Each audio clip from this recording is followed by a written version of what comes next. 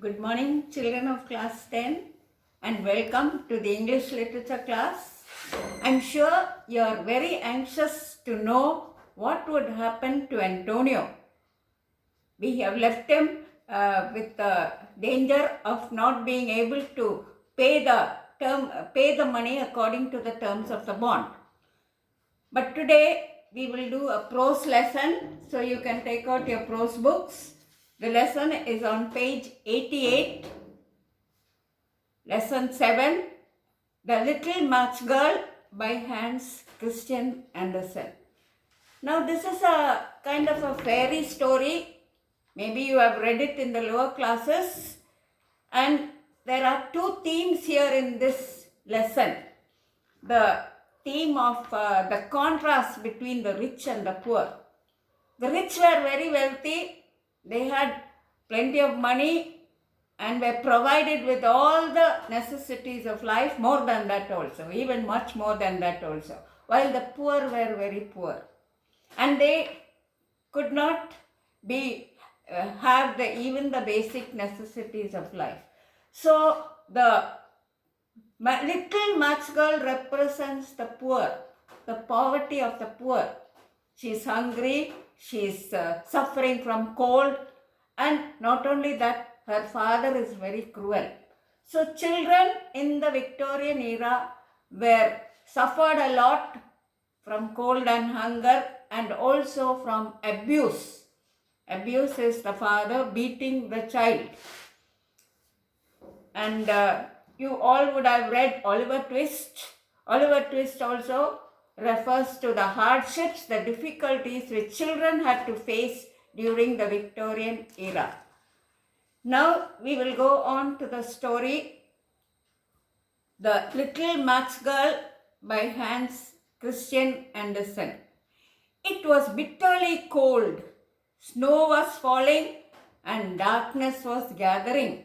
It was becoming dark. It was night, for it was the last evening of the old year.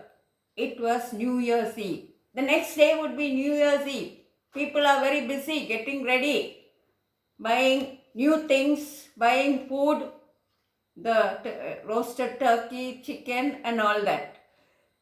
For it was the last evening of the old year. It was New Year's Eve.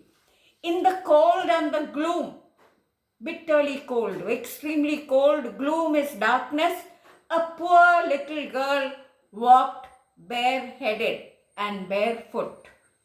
No cap on her head and no shoes on her feet.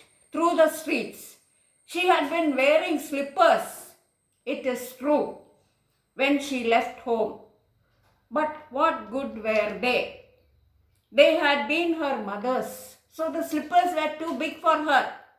So you can imagine how big they were.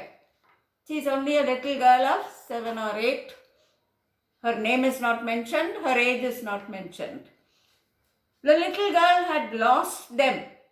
Them is the slippers, as she ran across the street to escape from two carriages that were being driven terribly fast.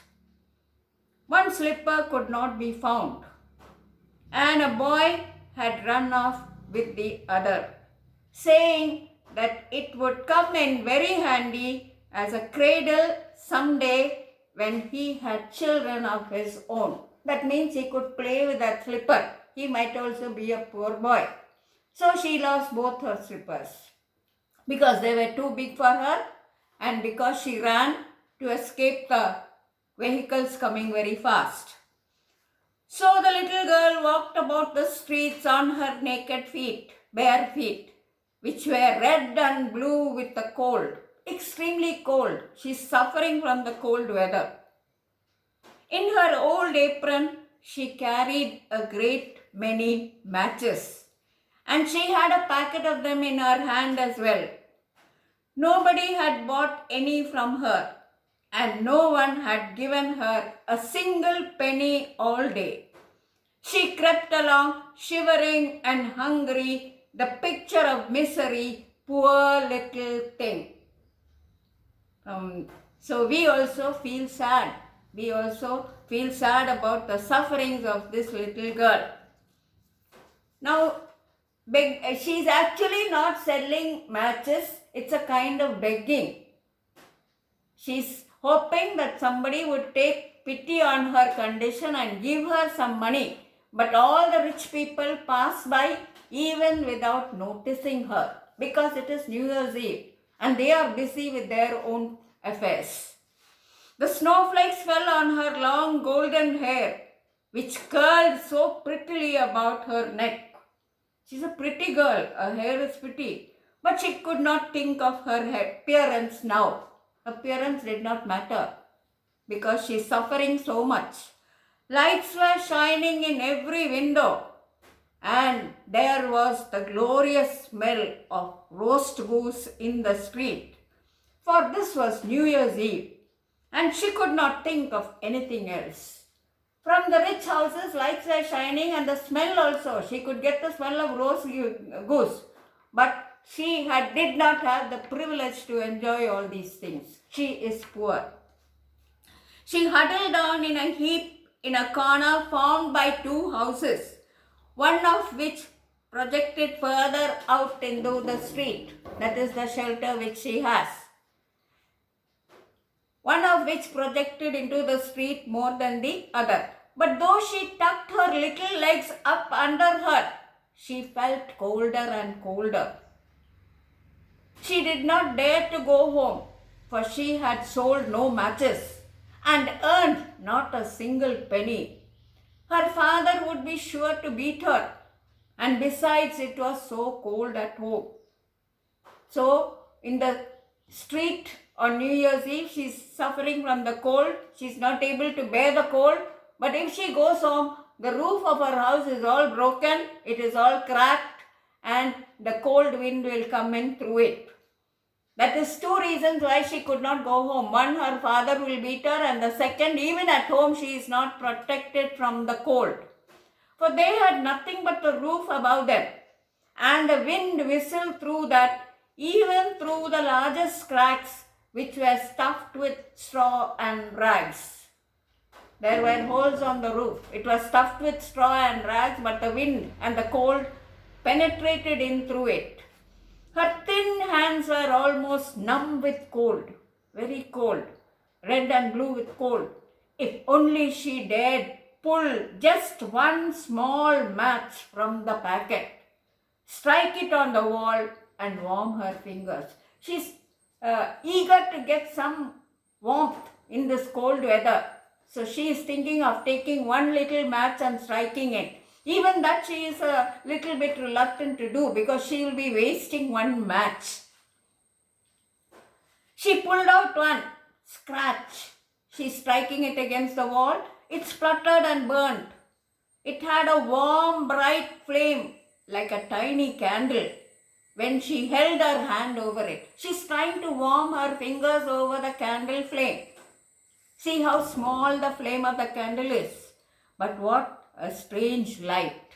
It seemed to the little girl as if she were sitting in front of a great iron stove with polished brass knobs and brass ornaments. In the light of the flame, she imagines herself sitting in front of a stove. The fire burned so beautifully and gave out such a lovely warmth. She felt so comforted by this small flame of the candle. Oh, how wonderful that was! The child had already stretched her feet to warm them too, when out went the flame. The flame of the candle disappeared. It burnt out.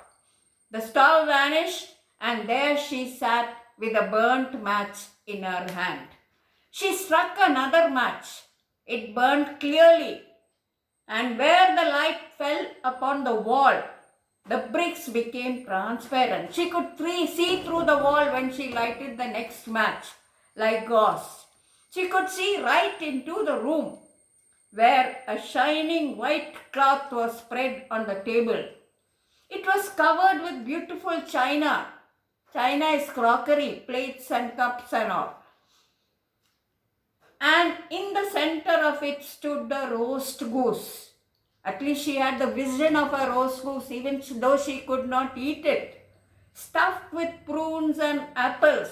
Prunes also a kind of fruit, dry fruit. Steaming deliciously. And what was even more wonderful was that the goose hopped down from the dish, waddled across the floor. Waddled is the way the goose walks, moving from side to side, with carving knife and fork in its back. The roast goose had a knife and fork at the back. It came towards the child. In its back, it waddled straight up to the poor child. Then out went the match, and nothing could be seen but the thick cold